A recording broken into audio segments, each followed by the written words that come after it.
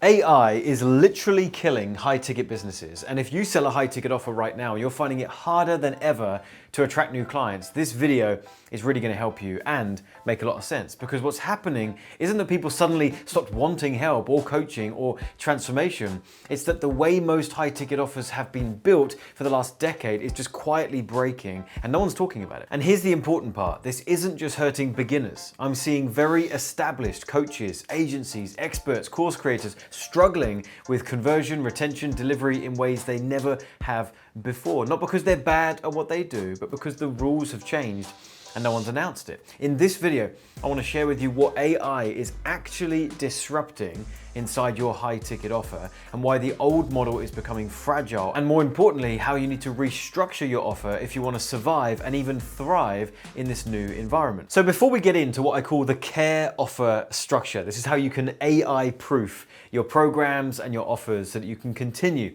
to thrive in this market. A quick bit of context for you. I've been in the game for over 11 years and I started by selling online courses. I was nervous in the beginning. I didn't want to charge too much. I put a $50 price tag on a set of online videos and I just, fingers crossed, some people might want to buy it. And I did. I sold some and that was awesome. My confidence increased. I started charging $500 for my online courses. I was padding them out a little bit more. I'm adding a few more resources to go along with the online videos and putting them behind a password protected membership area. And I started making lots of money with this, actually, hundreds of thousands of dollars selling these kind of, let's call them mid-ticket online courses. Then I started to get really, really good at this. I had $1,000 courses, $2,000 courses, started making millions with this. Then I moved into the high ticket space. I saw the benefit of going for a slightly, let's call it, higher caliber of avatar. So I was going for $5,000 buyers and $10,000 buyers, but it was all still centered around the education. That's what's interesting about this, is you can sell something for $50 or $10,000 or $20,000, but it's still all baked around the knowledge.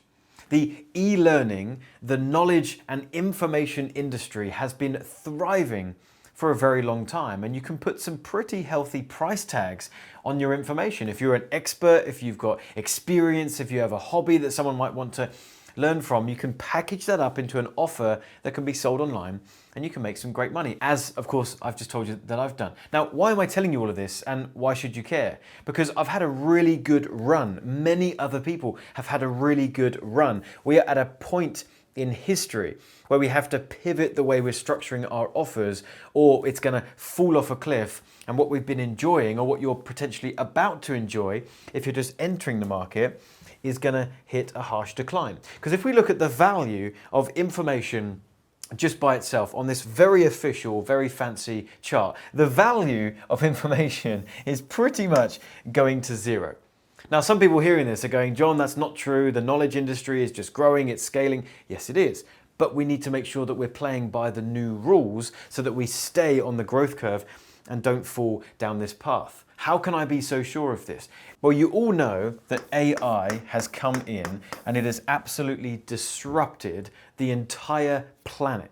In every area of our working and personal lives, AI has been infiltrating in lots of positive ways, some questionable ways, some challenging ways, but it's coming in whether we like it or not. Now, what is it doing to information? And how is AI single-handedly taking it to zero? Well, already, look at the times where you would have previously had to go and purchase an online course or an online training or do some kind of certification of some kind to learn a topic that you could now just go to ChatGPT or Claude or Gemini or any of these other services and get that same information for free and faster. Now couple that with the thought of the frequency of your usage. Go back 3, 6, 9, 12 months, maybe you were dabbling with it, getting some information, but now for many of us, we're using this in our daily lives for information extraction. We're not going and finding an expert or a guru every time we need to learn something. We first see if these tools can help us, and of course help us for free in most cases. So now, just as we were looking back, let's look forward. Where is this all going?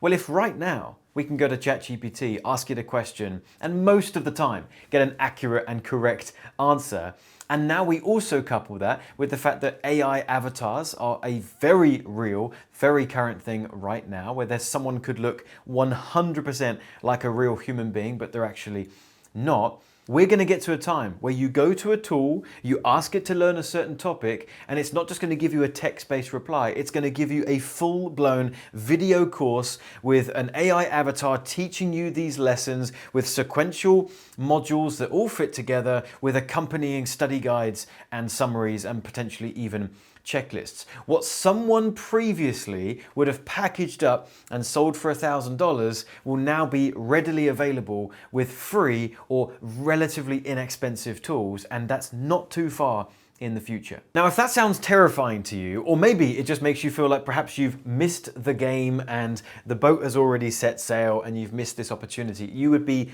wrong. Again, we just need to play by the new rules. The old rules would be you package up a course that you sell online that is simply information.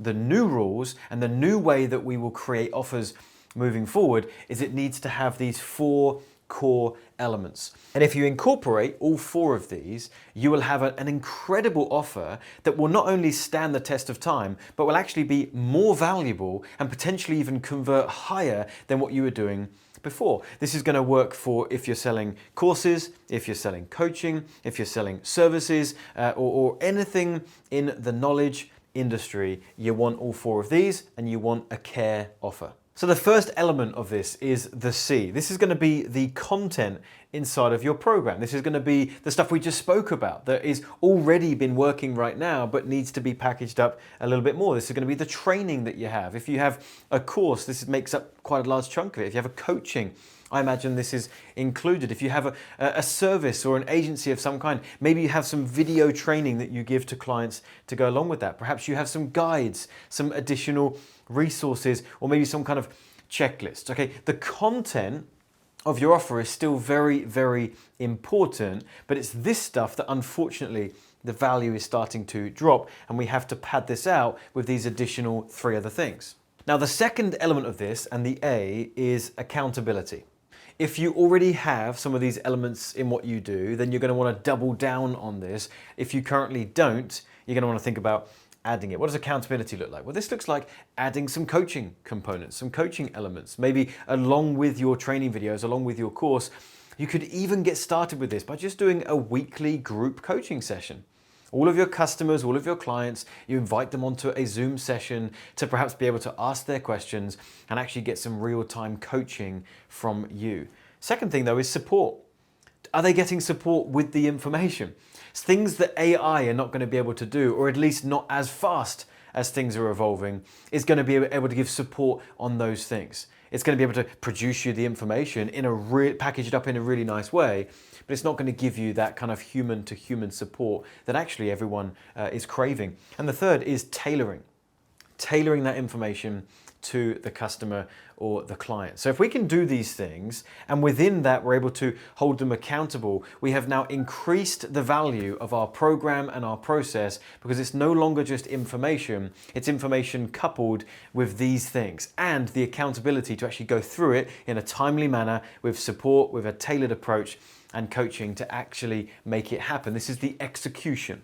Information is one thing, execution is another. Now the third one is the R, and this stands for relationship. Okay, now this is where it starts to get a little bit trickier. This is the stuff we perhaps already have. This is the stuff that maybe we're already adding in, but know we need to double down on. This is something that maybe many of you aren't focused on at all. And this is the one, as we get to it, the final one, that's actually going to be probably the hardest to implement, but it's going to have massive upside if you actually do. So focused on relationship here for a moment. This is where we're talking about adding some kind of community element inside of your program in some way, shape or form, allowing your customers and your clients to collaborate, have that sense of community, building relationships with each other, networking with other people in the program that have the same problem or are using the same service or are connected to you because they are in your program. It opens up this peer-to-peer network. And you've got to understand, different people buy for different reasons. Some people buy because they just want the content and then they want to take massive action. Other people buy your program because they want more of this type of stuff. Some people will be buying your program primarily because they want this. Some of you watching this right now, you relate to that. You're going, John, that's exactly me. When I buy into something, I want to feel a part of something. I want to be in a community. I want to feel like I've got a voice and I want to give other people a voice. And that's actually one of my main buying triggers. Others of you are watching this right now saying, John, that's nonsense. That means nothing to me. I just want to get in and get the goods and get back out. That's fine. We're all different. But if you are out here selling your programs one to many, right, then you've got to factor in that different people are buying your stuff. And we want to satisfy them. And now more than ever, we want to include these things. The final thing I put on there is care, not just because this is the whole care structure, but we want to genuinely demonstrate to the customers and clients that we care about them. If we remember their name when they're on a call, remember information about them that they shared on the call the last time, demonstrate that you actually care for these clients. That dramatically increases retention. If at the end of their time with you in their particular program or whatever it was that they bought from you or the service that they've got, if you want to retain that client, a great way to do that is just show that you've cared throughout. Because now they can either go to one of your competitors to take them to the next level or to do the next thing and gamble, take a risk on if they're going to feel as cared for over there, or just stick with you, because you've already showed that you've got the goods. Now the fourth and final one, the E, as I said already, don't freak out if you don't have this already, and don't panic if this sounds like a tall order and something that you don't think you could do straight away. The game plan here is that I'm preparing you and equipping you better for the future. So at least if you know that this is an element that you should probably be including, then you're still going to be ahead of other people and you can just start to implement it quicker than your competition. So E stands for experience. We want to create experiences for people. These two down here are the ones that AI is going to find it harder to infiltrate, meaning we are producing longevity in the business. We are protecting our business.